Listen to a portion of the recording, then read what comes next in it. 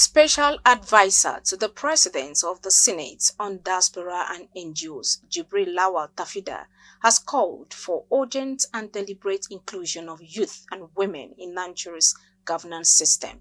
Speaking at the Sir Ahmadu Bello Memorial Foundation in Kaduna, Tafida warned that Nigeria's democracy is operating at a profound deficit by excluding the majority of its population from key political processes. As we gather here today, Nigeria stands at a critical moment in its democratic journey. Since the beginning of democratic rule in 1999, we have made remarkable progress. However, the full potential of our nation remains largely untapped. It is important to recognize that one of our most significant untapped resources lies not in the ground, but within our people.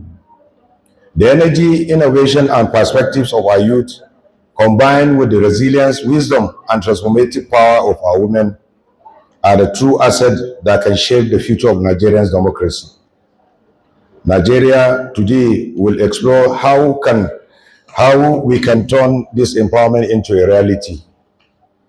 The very foundation of our great gathering rests on a simple yet powerful democratic principle.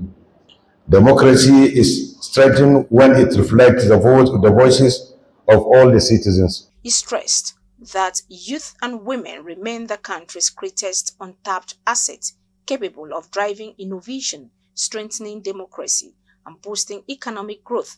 Tafida outlined major barriers, including high political costs, entrenched cultural biases, and weak internal party democracy, while calling for statutory quotas, campaign funding reforms, and inclusive appointments. Principles. The necessity of including youth and women in governance is not merely a moral argument, it is a strategic, economic, and democratic necessity.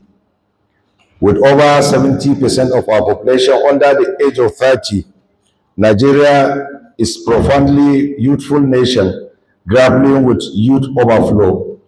This demographic reality presents us with clear choice.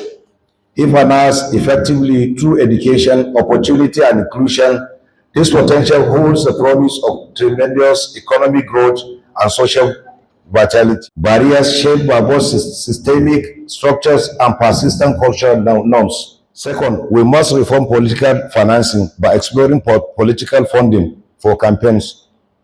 This could involve creating specific financial provision or subsidies dedicated to youth and women candidates, thereby leveling the profoundly uneven electoral playing field.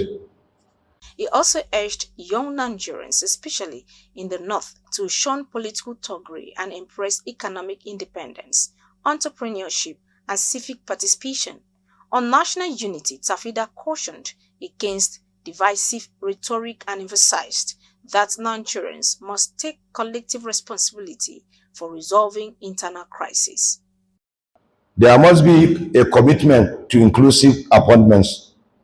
All levels of government, the executive must deliberately and consistently appoint qualified youth and women into key strategic positions, moving beyond for show inclusion and placing them in roles where they can effect real change. Parties must be compelled to waive or significantly lower nomination fees for youth and women candidates and to enforce zoning and quotas that mandate a specified percentage of party candidates for elected offices be women and youth.